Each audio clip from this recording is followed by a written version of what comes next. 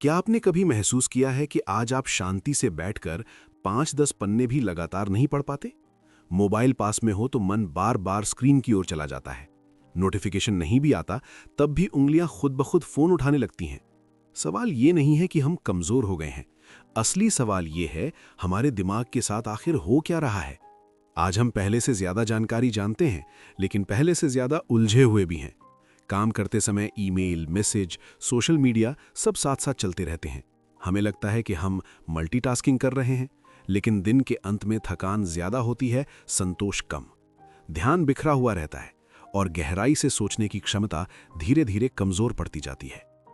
इसी समस्या को गहराई से समझने के लिए निकोलस कार ने एक किताब लिखी, the shallows, what the internet is doing to our brains. ये किताब इंटरनेट के फायदे गिनाने के लिए नहीं है, बल्कि ये समझाने के लिए है कि इंटरनेट हमारे सोचने, ध्यान देने और याद रखने के तरीके को कैसे बदल रहा है। आज के दौर में जब स्क्रीन हमारे जीवन का केंद्र बन चुकी है, ये किताब पहले से कहीं ज्यादा जरूरी हो जाती है।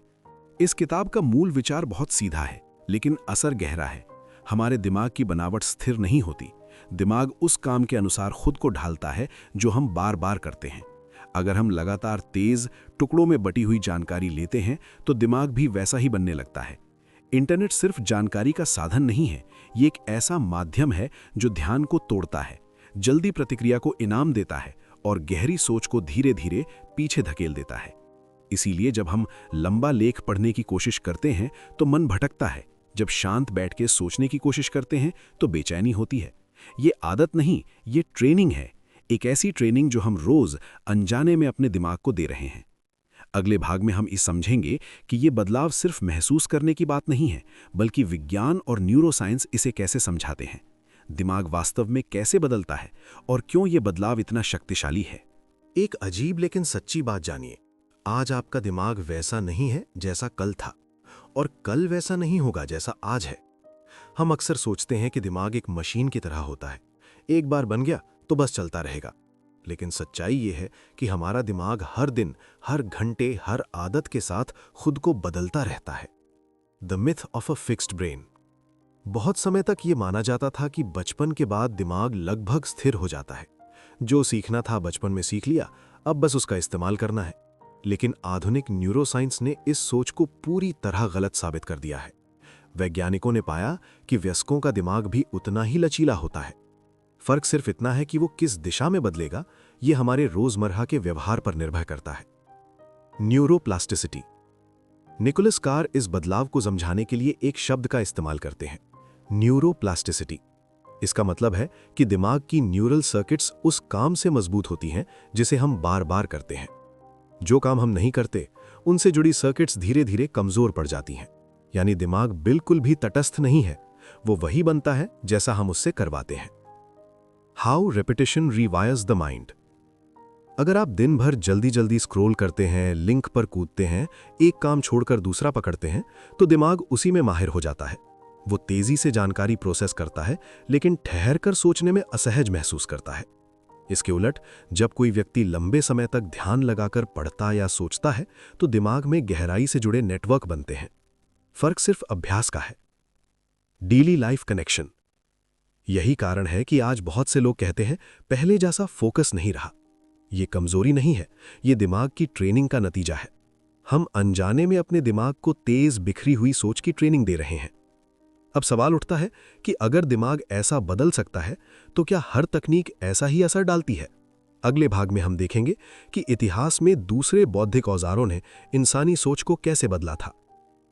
यह किताब सिखाती है कि दिमाग वही बनता है जिसकी हम रोज प्रैक्टिस करते हैं। सोचिए, आप रोज अपने दिमाग को किस तरह की ट्रेनिंग दे रहे हैं। अगर यह समझ आपको काम की लगी तो लाइक, शेयर करें और चैनल को सब्सक्राइब जरूर करें। जब भी इंसान कोई नया औजार बनाता है, वो औजार सिर्फ काम आसान नहीं करता, वो इंसान को भी बदल देता है। हम अक्सर तकनीक को एक निष्पक्ष साधन मानते हैं, जैसे हथौड़ा या चाकू। लेकिन सच्चाई ये है कि कुछ औजार हमारे हाथ नहीं, हमारे दिमाग को आकार देते हैं। From writing to the printing press. Nicholas Carr बताते हैं कि यह पहली बार नहीं है जब किसी तकनीक ने इंसानी सोच बदली हो। जब लेखन आया तो लोगों को डर था कि याददाश्त खत्म हो जाएगी। जब किताबें आम हुई तो समाज में गहरी पढ़ाई, तर्क और विश्लेषण की आदत विकसित हुई। प्रिंटिंग प्रेस ने ध्यान को लंबी सीधी लाइनों में सोचने की ट्रेनिंग दी। Tools are not neutral.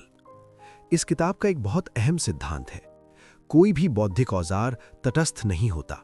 हर माध्यम अपने साथ सोचने का एक तरीका लाता है। किताबें धैर्य सिखाती हैं, वे पाठक से समय और एकाग्रता मांगती हैं, इसके बदले में वे गहराई देती हैं। इंटरनेट इसके उलट है, वो तेजी, विकल्प और लगातार ध्यान खींचने पर आधारित है। How books trained deep thinking. किताब पढ़ते समय दिमाग एक ही धागे को पकड़कर आगे बढ़ता है। कोई पॉपअप नहीं, कोई लिंक नहीं, कोई अलर्ट नहीं। इस प्रक्रिया में दिमाग लंबे समय तक ध्यान बनाए रखना सीखता है। यही आदत दर्शन, विज्ञान और साहित्य की नींव बनी। किताबें सिर्फ जानकारी नहीं देती थीं, वे सोचने की क्षमता भी बनाती थीं। Real life mental shifts. आज जब हम स्क्रीन पर पढ़ते हैं तो वही अनुभव नहीं होता। मन बार बार भटकता है, दिमाग जल्दी संतुष्टि चाहता है। ये बदलाव अचानक नहीं आया, ये माध्यम के स्वभाव से आया है। अब सवाल ये है कि अगर किताबों ने दिमाग को गहराई सिखाई तो इंटरनेट दिमाग को किस दिशा में ले जा रहा है। अगले भाग में हम डिजिटल पढ़ने और स्क्रीन कल्चर के असर को करीब से समझेंगे। क्या आपने गौर किया है कि मोबाइल या लैपटॉप पर पढ़ते समय आंखें तो चलती रहती हैं, लेकिन दिमाग टिकता नहीं। एक पैराग्राफ पढ़ते पढ़ते मन कहता है चलो थोड़ा नीचे स्क्रॉल करें, कोई और लिंक खोलें। ऐसा नहीं है कि कंटेंट खराब है, असली वजह यह है कि स्क्रीन पर पढ़ने का तरीका ही अलग होता है। How the brain reads a book. जब हम एक छपी हुई किताब पढ़ते हैं तो दिमाग एक सीधी यात्रा पर निकलता है। पन्ने पलटते हुए हम शुरुआत से अंत तक एक ही विचार के साथ चलते हैं। ये प्रक्रिया दिमाग में स्थिरता और निरंतरता पैदा करती है। ध्यान लंबे समय तक एक जगह टिका रहता है और विचार आपस में जुड़ते चले जाते हैं। Page versus screen. Nicholas Carr बताते हैं कि स्क्रीन पर पढ़ना दिमाग के लिए बिल्कुल अलग अनुभव है। स्क्रीन पर शब्द अकेले नहीं होते, उनके साथ लिंक, बटन, विज्ञापन और नोटिफिकेशन मौजूद रहते हैं। दिमाग हर पल यह तय करता रहता है, यहीं रुकूं या आगे जाऊं। यह निर्णय प्रक्रिया ध्यान को तोड़ देती है। पढ़ना एक रेखा में आगे बढ़ने के बजाय छोटे छोटे उछालों में बदल जाता है। Why skimming becomes the default. धीरे धीरे दिमाग गहराई से पढ़ने के बजाय स्कैन करने में माहिर हो जाता है। हम मुख्य शब्द ढूंढते हैं, हेडिंग्स देखते हैं और आगे बढ़ जाते हैं। ये तरीका जानकारी पाने के लिए तेज है, लेकिन समझ बनाने के लिए कमजोर। दिमाग को अब विस्तार नहीं, गति की आदत लग जाती है। Real life behaviour. इसीलिए बहुत से लोग कहते हैं अब किताब पढ़ने का मन नहीं करता।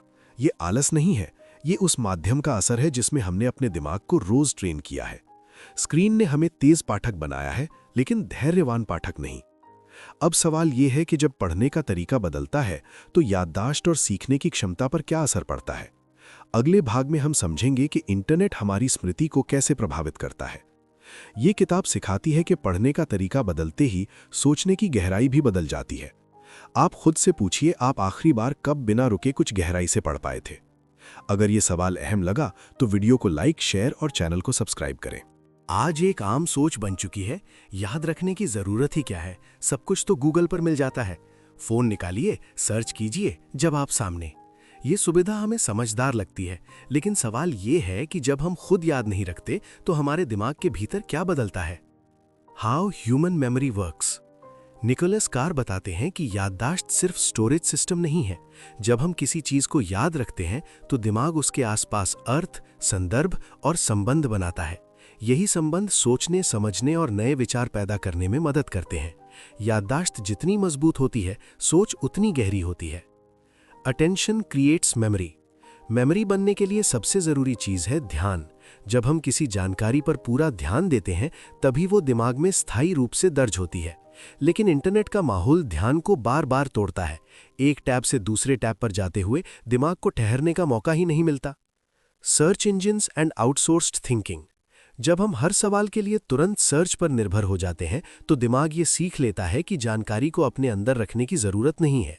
धीरे धीरे हम याद रखने की बजाय रास्ता याद रखते हैं, कहाँ जाकर जानकारी मिलेगी। ये सुविधा तो बढ़ाता है, लेकिन आंतरिक समझ को कमजोर करता है। Real life consequences. इसीलिए कई लोग कहते हैं कि उन्हें बातें याद नहीं रहती, लेकिन वे तुरंत खोज सकते हैं। समस्या ये नहीं है कि जानकारी बाहर है, समस्या ये है कि दिमाग के अंदर जोड़ कम बन रहे हैं। अब सवाल ये उठता है कि जब ध्यान बिखरता है और याददाश्त कमजोर होती है तो मल्टीटास्किंग का क्या असर पड़ता है। अगले भाग में हम जगलर ब्रेन को समझेंगे। आज की दुनिया में व्यस्त दिखना एक उपलब्धि बन चुका है। एक साथ कई स्क्रीन खुले हों, फोन पर मैसेज आ रहे हों, ईमेल चल रहा हो तो लगता है कि हम बहुत प्रोडक्टिव हैं। लेकिन दिन खत्म होने पर जब असली काम अधूरा रहता है, तब सवाल उठता है कि क्या हम सच में ज्यादा कर रहे हैं या सिर्फ ज्यादा उछल रहे हैं। मल्टीटास्किंग हमें अच्छा इसलिए लगती है क्योंकि दिमाग को बार बार नया स्टिम्युलस मिलता है। हर स्विच पर हल्का सा संतोष मिलता है। यही वजह है कि हम एक काम पर टिके रहने की बजाय बार बार दूसरा काम पकड़ लेते हैं, लेकिन यह संतोष अस्थायी होता है। The juggler's brain. Nicholas Carr इस मानसिक स्थिति को जगलर ब्रेन कहते हैं। ऐसा दिमाग जो एक साथ कई गेंदें उछाल सकता है, लेकिन किसी एक को पकड़कर देर तक नहीं देख सकता। ये दिमाग तेजी से प्रतिक्रिया देता है, लेकिन गहराई से विश्लेषण नहीं कर पाता। इंटरनेट इस तरह के दिमाग को इनाम देता है। What Science Says। वैज्ञानिक अध्ययनों से पता चलता है कि मल्टीटास्किंग दरअसल ध्यान को बांटती नहीं बल्कि तोड़ती है। हर बार जब हम काम बदलते हैं, दिमाग को दोबारा खुद को सेट करना पड़ता है। इससे ऊर्जा ज्यादा खर्च होती है और समझ कम बनती है। लगातार स्विचिंग से दिमाग गहरी सोच के लिए धैर्य खो देता है। Daily life impact. इसीलिए पढ़ाई, काम और रचनात्मक सोच में गिरावट महसूस होती है। हम ज्यादा काम करते दिखते हैं, लेकिन बेहतर काम नहीं कर पाते। दिमाग तेज तो हो जाता है, लेकिन खोखला भी। अब सवाल यह है, अगर ये सब इतना नुकसानदायक है तो इंटरनेट कंपनियां इसे बढ़ावा क्यों देती हैं? अगले भाग में हम ध्यान की अर्थव्यवस्था और गूगल की सोच को समझेंगे। ये किताब बताती है कि हर समय व्यस्त रहना गहराई से सोचने का विकल्प नहीं है। सोचिए, आपका दिमाग किस चीज में माहिर बन रहा है? अगर ये बात जरूरी लगी तो लाइक, शेयर करें और चैनल को सब्सक्राइब करें। एक पल रुककर सोचिए, जब आप इंटरनेट पर कुछ भी मुफ्त में इस्तेमाल करते हैं तो असल कीमत कौन चुका रहा है? जवाब है आपका ध्यान। आज की डिजिटल दुनिया में ध्यान सबसे कीमती संसाधन बन चुका है और इसी ध्यान के लिए सबसे बड़ी कंपनियां आपस में प्रतिस्पर्धा कर रही हैं। How the attention economy works. Nicholas Carr समझाते हैं कि इंटरनेट सिर्फ जानकारी देने वाला प्लेटफॉर्म नहीं है, बल्कि एक ध्यान खींचने वाली मशीन है। जितना ज्यादा समय आप स्क्रीन पर बिताते हैं, उतना ही सिस्टम सफल माना जाता है। विज्ञापन, सुझाव, नोटिफिकेशन, सबका मकसद एक ही है, आपका ध्यान बनाए रखना। Google's philosophy. गूगल जैसी कंपनियां जानकारी को सबसे तेज और आसान तरीके से देने पर गर्व करती हैं। उनका आदर्श है कम से कम समय में जवाब। लेकिन इस प्रक्रिया में सोचने, ठहरने और सवाल करने की जरूरत कम होती जाती है। दिमाग धीरे धीरे गहराई के बजाय गति को प्राथमिकता देने लगता है। How algorithms shape thinking. जब एल्गोरिदम तय करते हैं कि हमें क्या दिखेगा, तो हमारी जिज्ञासा भी उसी दिशा में ढलने लगती है। हम वही देखते हैं जो जल्दी समझ आए, जो लोकप्रिय हो, जो तुरंत संतोष दे। धीरे धीरे विकल्प सीमित होते जाते हैं और सोच का दायरा संकरा होने लगता है। Real life impact. इसका असर सिर्फ जानकारी पर नहीं, फैसलों पर भी पड़ता है। हम कम सोचते हैं, ज्यादा प्रतिक्रिया देते हैं। निर्णय गहराई से नहीं, सुविधा से होने लगते हैं।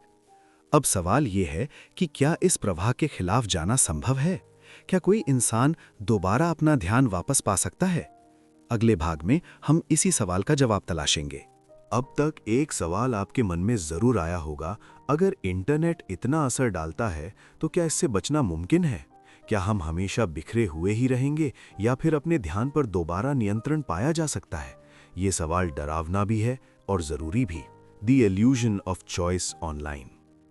हमें लगता है कि ऑनलाइन रहते हुए हम खुद तय करते हैं कि क्या देखें, क्या पढ़ें, क्या छोड़ें, लेकिन सच ये है कि ज्यादातर फैसले पहले ही हमारे लिए डिजाइन कर दिए जाते हैं। अगला वीडियो, अगला लिंक, अगला नोटिफिकेशन, सब कुछ हमारे ध्यान को आगे बढ़ाने के लिए तैयार रहता है। ऐसे माहौल में स्वतंत्र चुनाव करना आसान नहीं होता। Attention is a skill. Nicholas Carr इस बात पर जोर देते हैं कि ध्यान कोई जन्मजात गुण नहीं है, बल्कि एक कौशल है, और हर कौशल की तरह ये भी अभ्यास से बनता है और उपेक्षा से टूटता है। अगर हम लगातार ध्यान तोड़ने वाले वातावरण में रहते हैं तो ध्यान देने की क्षमता कमजोर होगी, लेकिन अगर हम जानबूझकर गहराई चुनते हैं तो दिमाग दोबारा वैसा बन सकता है। What car did to reclaim focus? किताब में लेखक खुद का अनुभव बताते हैं। उन्होंने सोशल मीडिया से दूरी बनाई, नोटिफिकेशन कम किए और खुद को शांत वातावरण में काम करने का मौका दिया। शुरू में ये मुश्किल था, लेकिन धीरे धीरे दिमाग ने गहराई से सोचने की क्षमता वापस पाई। ये दिखाता है कि बदलाव संभव है, लेकिन आसान नहीं। Everyday lessons. हम सभी पहाड़ों में नहीं जा सकते, लेकिन छोटे फैसले ले सकते हैं। एक समय में एक काम करना, बिना स्क्रीन के पढ़ना और ध्यान भटकाने वाली आदतों को पहचानना, ये छोटे कदम दिमाग को नई दिशा दे सकते हैं। अब आखिरी सवाल बचता है, अगर हम ऐसा नहीं करते तो इसका असर सिर्फ हम पर नहीं, पूरी संस्कृति पर क्या पड़ेगा? अंतिम भाग में हम इसी बड़े चित्र को देखेंगे। ये किताब सिखाती है कि ध्यान वापस लेना आसान नहीं, लेकिन संभव जरूर है। सोचिए, आप आज कौन सा छोटा फैसला ले सकते हैं जो आपके ध्यान को बचाए? अगर ये सोच आपको काम की लगी तो लाइक, शेयर करें और चैनल को सब्सक्राइब करें। अक्सर हम सोचते हैं कि इंटरनेट का असर सिर्फ हमारी निजी आदतों तक सीमित है, लेकिन एक बड़ा सवाल है, अगर पूरी पीढ़ी ही गहराई से पढ़ना, याद रखना और सोचने की क्षमता खो दे तो समाज का क्या होगा? ये सिर्फ व्यक्तिगत समस्या नहीं रहती, ये सांस्कृतिक संकट बन जाती है। निकोलस कार बताते हैं कि संस्कृति सिर्फ किताबों, वेबसाइटों या डेटा में नहीं रहती, संस्कृति लोगों के दिमाग में रहती है। जब हम इतिहास, साहित्य और विचारों को याद रखते हैं, तभी वे जिंदा रहते हैं। याददाश्त सिर्फ अतीत को संभालने का साधन नहीं है, बल्कि भविष्य को समझने की नींव है। जब हम अपनी स्मृति और सोच को मशीनों के हवाले कर देते हैं, तो हम सुविधा तो पा लेते हैं, लेकिन आंतरिक समृद्धि खोने लगते हैं। इंटरनेट जानकारी को जोड़ता है, लेकिन वो वैसी गहराई नहीं बना सकता जैसी दिमाग के भीतर बनती है। लिंक और एल्गोरिथम विचारों की जगह नहीं ले सकते। अगर ये प्रवृत्ति जारी रहती है तो समाज तेज होगा, लेकिन उथला भी। लोग बहुत कुछ जानेंगे, लेकिन कम समझेंगे। विचार सतही होंगे, बहसें छोटी होंगी और धैर्य दुर्लभ हो जाएगा। ये वही खतरा है जिसकी ओर ये किताब बार बार इशारा करती है। अब आखिरी हिस्सा बचता है। इस पूरी यात्रा से हमें क्या सीख लेनी चाहिए? अंतिम भाग में हम इस किताब का समापन और इसका असली संदेश समझेंगे। इस पूरी चर्चा के बाद शायद एक बात साफ हो गई होगी। हमारे जीवन में बदलाव अचानक नहीं आता, वो चुपचाप आता है, आदतों के रास्ते। हम एक दिन उठकर ये नहीं कहते कि आज से मैं गहराई से सोचना छोड़ दूंगा, लेकिन धीरे धीरे रोजमर्रा की सुविधाएं हमें उसी दिशा में ले जाती हैं। The core message of the book. The shallows का असली संदेश ये नहीं है कि इंटरनेट बुरा है। किताब ये भी नहीं कहती कि हमें तकनीक छोड़ देनी चाहिए।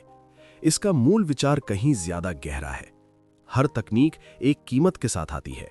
अगर हम उस कीमत को समझे बिना तकनीक अपनाते हैं तो नुकसान हमारी सोच, ध्यान और समझ को होता है।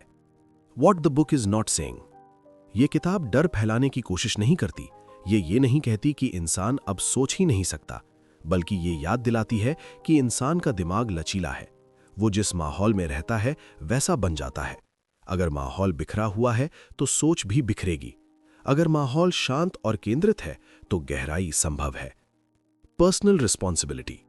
सबसे जरूरी बात यह है कि जिम्मेदारी किसी और की नहीं है, ना एल्गोरिदम की, ना ऐप्स की। अंतिम फैसला हमारा होता है कि हम अपना ध्यान किसे सौंपते हैं। यह आसान नहीं है, क्योंकि पूरी व्यवस्था हमारा ध्यान खींचने के लिए बनी है, लेकिन असंभव भी नहीं है। Living with technology. हम तकनीक के साथ जी सकते हैं, उसके नीचे नहीं। सीमाएं तय करना, एक समय में एक काम करना और कभी-कभी जानबूझकर धीमा होना, ये छोटे फैसले दिमाग को गहराई की ओर वापस ले जाते हैं। यही इस किताब का सबसे व्यवहारिक सबक है। Closing reflection. आखिर में सवाल यही है कि क्या हम सिर्फ तेज बनना चाहते हैं या समझदार भी?